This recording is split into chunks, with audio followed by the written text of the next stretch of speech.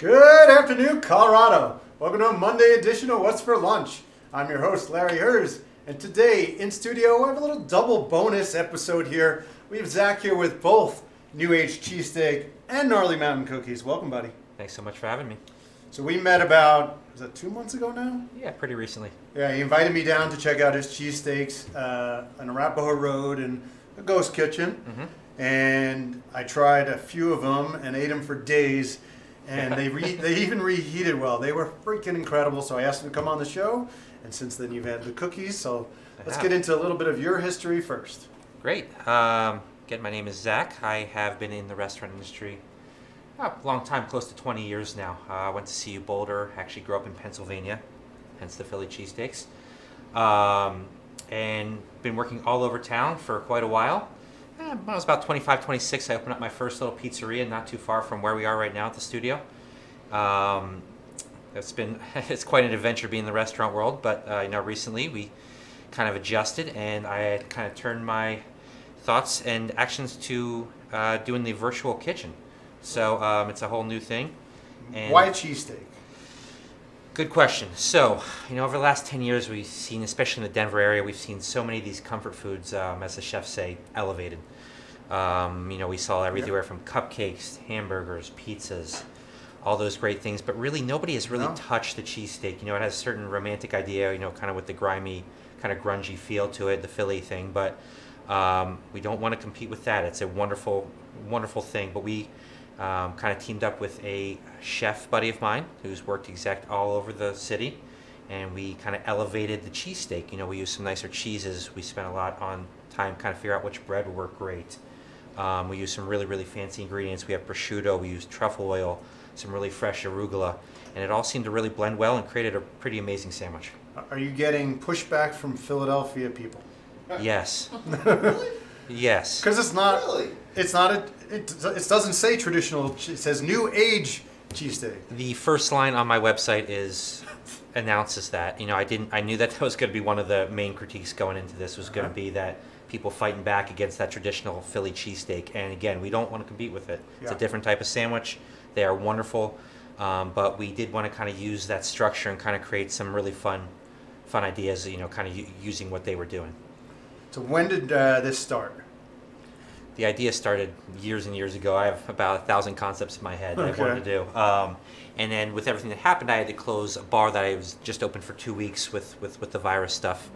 So I went into the virtual world and I chose this one because I thought maybe we could do it and kind of make it a really cool upscale delivery, which is what a lot of places are missing right now. It's hard. People either do nice fine dining and they do it in-store, or they do kind of something that's a little bit more easy to transport, and it's usually not a little bit kind of fancier, higher end, and we wanted to mix those ideas, and kind of this what came from it. And you're doing this from what we call a ghost kitchen, meaning people can't sit and eat in your restaurant.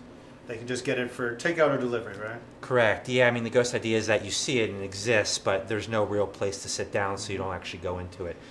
We do, initially I thought it was going to be about 90% delivery, but it's turned into about 50% pickup, 50% Really? delivery. So people are coming down, and we're not too far out of the way. No, you're conveniently located. Why don't you tell them where you're located? We're right on Arapahoe and Peoria, and we are in the Southfield Center. It is a little commissary. I work out of a place called Lunch Wired. They're actually a pretty big catering company, and they still are, but now they have some space with everything that happened, so we moved in, and Jordan, who runs that place, is a friend of mine. And I moved into a little space. He's coming on this week. Oh, really? That's funny. With his chips on local BizBuzz. Oh, cool. Yeah. So we've been friends for a while since I opened up a restaurant pretty close to him. And he said, come on down, do one of your concepts. And I went right to the cheesesteak idea. Now let's talk about what you brought for lunch today, the 4 different sandwiches. Let's do it. So we have a total of 6. I brought 4 of some of the more colorful ones. I'll start over here to my right. We have our Gabby, which is our Italian version. It has prosciutto right on top. We use arugula. Obviously, we have our short rib, which we shave off, and we have a really wonderful house dry rub. And that's what you use for everyone is the short rib. It's honestly what makes the whole concept. Yeah. It's really, really delicious. The beef is really, really good. We have some tomatoes in there too, and we top it with just a little bit of truffle oil. It's a polarizing subject. The smell is great. I love it, and it kind of adds a lot to the whole depth of the sandwich. Yeah. But we just sprinkle with a little bit. We have our classic Broad Street. It's the closest thing we have to a traditional Philly. We top it with a sriracha lime aioli, which is fancy mayonnaise, mustard type of thing. We use obviously the short rib again. We mix it with pickled bell peppers, banana peppers, mushrooms, and onions. We have our banh mi style over here. It's called our belly. Top that with a little lime juice that we let you do. Fresh cucumbers, fresh cilantro. It's our definitely our banh mi style. We have pickled veggies on there with some cucumber, and because we are a cheesesteak place, we did add a little locally sourced sheep feta. So it does give it a little bit of creaminess to it too. The very end is our Andes. We top with our homemade sea salt potato chips, which actually we make in the commissary. The potato chips are ridiculous. Yeah, they're really, really good. And it is we also have our Spanish chorizo on there. Gives it a nice smoky flavor. And then we also do a homemade chimichurri, and that really kind of rounds it off with the arugula. The bitterness of that arugula with that cheese, with that steak is really wonderful. I've never had a cheesesteak that had that much meat on it. Yeah. It took me days to eat one. Yeah, we want people to be happy with kind of what they get, and we know with delivery, sometimes you get short a little bit because you don't have to see the people, but not with us. And then, as if this wasn't enough, then you came up with this idea, a few days after we met. The next thing I know, you're like, yeah, I got cookies now. So the idea with the virtual kitchens, we want to do, a few different concepts out of there, and cookies seemed the right time to do them, I guess, with Christmas and all the holidays coming up. So about a month ago, we decided to start a cookie company called Gnarly Mountain Cookies, and we wanted to kind of go against the grain and kind of the same ideas with the cheesesteaks. Not to be too cheesy, it was kind of an out of the box, not a cookie cutter. That's good. Yeah, it's my writing degree.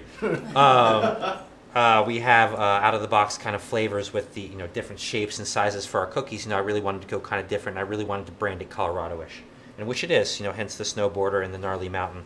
I plan to kind of sell them around the mountains, and also we're shipping nationwide. Right now we're getting them. We put the order in, get them 4 days in state, 6 days out of state. And we have a lot of really cool, fun flavors that we're doing, different shapes. It's a different, unique gift that you can do, for family and friends, or really the majority of our business now is coming from corporate accounts, actually doing gifts for employees and clients. You do crazy flavor combinations, and I got to try the November ones, but are you planning on changing them every month? We're going to do it seasonally, so we'll have 4 different ones. Okay. And what do we have here? So today I brought our winter flavors, which started the day after Thanksgiving and will run through Valentine's Day, essentially. We have a spiced rum horchata with vanilla chip. Yeah, not your average cookies. I searched, I stole some of them from New York and LA and stuff, but we kind of did a bunch of research and kind of said what was trending, and we kind of put our own little spins on them. We have our spiced rum horchata. We have one called Fire up there, which is our s'mores one. We do real bricks of the Hershey's mixed with toasted marshmallows. It's delicious. We have one that's a little bit different over here, which is actually a brittle cookie, and it's an old-fashioned style. So it's Luxardo cherries and whiskey brittle we melt down, and it turns into a little bit of a tougher, thinner cookie again. We're trying to really mix up what we're doing. And then we have over here our chocolate-covered pretzel with orange zest. A little bit fuller cookie, a little bit size. It is wonderful, sweet, salty, citrusy. We tried to stuff as many flavors as we could into there. Not present, but we still have them, we have a butterscotch popcorn, which we call movie night. It's wonderful. And then also we have a banana Nutella pudding called It's All in the Pudding, which is wonderful too, which I will get to you guys very soon. Yeah, right. If you're gonna want, you're gonna want me to take pictures, I'm gonna need the good cookies. 2 different ways to get the food, right? This is through third-party apps, and this is through shipping, or they can both pick both up. Can they pick up the cookies? Not yet. Okay. So right now our ordering system is we can go mainly through actually newagcheesesteak.com. So that's where you want them to go to your website to order? Yeah, we are also on some of the apps too. Okay. Do it either way, whatever people are comfortable with. I know it's great. And then this is pickup or delivery. And this is kind of, you don't need any, what do you need, 15 minutes, 30-minute lead time? Yeah, we do about 20 minutes, and again, go right through the app or however you want to order, and it's ready right away. And we're doing now, with the cheesesteaks and everything that's going on, we used to just be doing weekday days, but now we're doing 7 days a week, 11 a.m. to 8 p.m. So we can do football Sundays, we can do family dinners, whatever you guys are looking for. And then the cookies, how do they get the cookies? The cookies, you go to gnarlymountaincookies.com, and it's a really super easy ordering system. Put them in, print them out, and we ship them. Can't be any easier than that, or else we bring them over to your place, and they come right to your front door. Awesome. Yeah. I've tried this one, this one, this one. I've not tried this one yet, which is weird, the traditional one. You didn't make me this At one. least that prosciutto one, that one's mine. I'm not eating yours. Calm down. Zach, good to see you. Good. Thank you so much for having me, guys. My pleasure. We'll see you tomorrow for another episode of What's for Lunch. Let's eat. Your nose good when it's go cold. Yeah.